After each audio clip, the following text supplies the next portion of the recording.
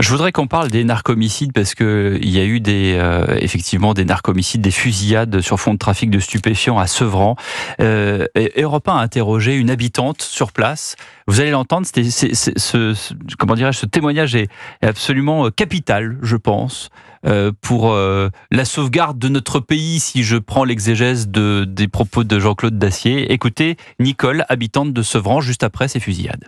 Ce soir encore, on apprend qu'il y a 2 morts encore. Tout ça, c'est le trafic de la drogue. Les trafiqueurs sont devenus comme des chefs, quoi. On ne voit pas vraiment les autorités faire quelque chose afin qu'ils s'en aillent. C'est vraiment une ville qui n'a pas de droits. C'est comme si on n'était pas en France. On n'est pas en France, dit cette habitante, Jean-Claude Dacier. Le spectacle, effectivement, d'échanges de coups de feu dans les rues de nos bonnes villes est, je dis pas totalement nouveau, mais relativement nouveau. Enfin, on ne connaissait pas ça il y a encore 10 ou 15 ans. 48 heures d'intervalle, quand même. 48 heures d'intervalle. Alors, vous me direz que ça me fait pas de peine de voir que ce sont des trafiquants de drogue qui s'entretuent.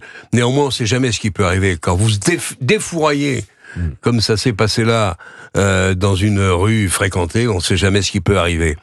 J'y vois, peut-être ai-je tort, mais j'y vois le résultat quand même des actions de Darmanin et de ses équipes de forces de l'ordre qui luttent et déstabilisent quand même, à Marseille et ailleurs, les points de deal. Oui. Le combat sera éternel, hein, on ne gagnera jamais. C'est des hydres à plusieurs têtes, c'est-à-dire que vous enlevez évidemment un point de deal, ils reviennent. Mais bien sûr, mais il faut en permanence. Voilà, c'est une lutte permanente. À l'usure ? On les aura à l'usure ? Je ne suis pas sûr qu'on les ait jamais, mais il faut le réduire. Il a pris trop d'importance en tout cas, dans notre beau pays.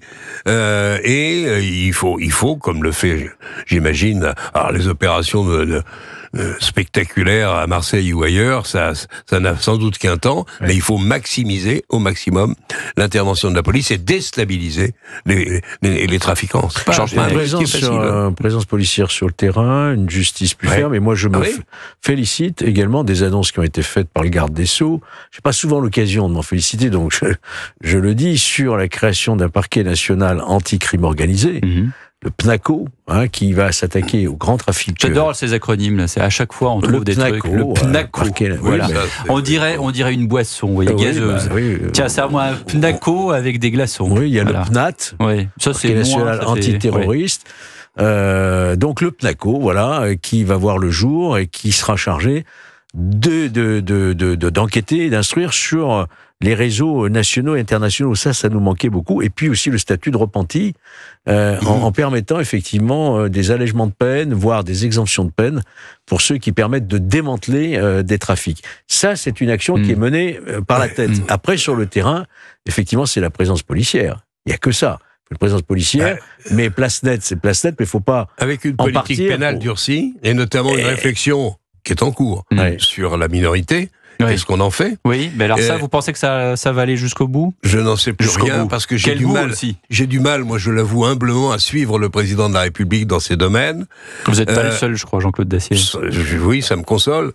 Néanmoins, il manque quoi ? Entre autres, dans ce que vous venez de dire, Georges, il manque les places de prison.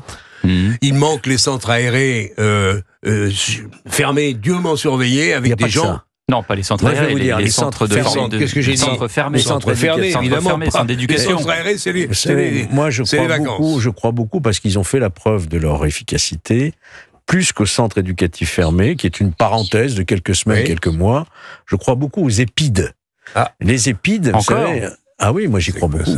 Parce que dans les EHPID, les jeunes qui rentrent, ils vont y rester... PNACO, les EHPID. Oui, les établissements... excusez-moi, ce sont des acronymes. Ce sont des acronymes. On y place des jeunes, mais il faut aussi évidemment leur consentement, qui vont y rester 1 an et diplômants. C'est-à-dire qu'à la fin, ils ressortent avec un diplôme. Un centre éducatif. Qu'est-ce qu'ils font avec ce diplôme ? Est-ce que c'est vraiment une équivalence diplômante ? Est-ce que... Non, je vous assure, les résultats sont formidables. Et d'un autre côté, vous avez les EHPID d'un côté, Georges Fenech, et puis après, vous avez le Premier ministre qui vous dit on marquera d'un fer rouge ceux qui ont fait des violences scolaires sur les diplômes. Alors, vous sortez avec un diplôme, mais marqué au fer rouge, il a été violent. Super, pour trouver un boulot. Moi, je parle de ceux qui suivent, effectivement. Et alors, en plus, il faut savoir une chose, c'est qu'il y a un encadrement militaire. Et là, c'est tout à fait autre chose dans les épides. Absolument, je suis d'accord avec toi. Donc c'est la bonne formule qu'il faut développer. Il faut impérativement revenir à des sanctions peut-être courtes pour certaines d'entre elles, mais rapides. Ça sert à rien de dire, comme l'a dit, hélas, le garde des Sceaux, on regarde d'abord la culpabilité, vous êtes coupable, oui, d'accord. Non, mais ça, c'est une connerie. Résultat, on vous revoit dans 8 mois ou dans 9 mois. En attendant, on va essayer de vous réformer. Ça, je crains, hélas, qu'on n'ait que des déceptions.